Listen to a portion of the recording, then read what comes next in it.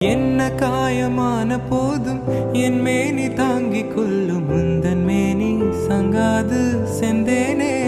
நீங்க நினைக்கிற மாதிரி இடம் இல்லப்பா இது. என்னவென்று சொல்லாமல் எங்க எங்க அழகு வந்தது. எந்தன் சோகம் உன்னை தாக்கும் என்றென்றும் போது வந்து அழகு நின்றது.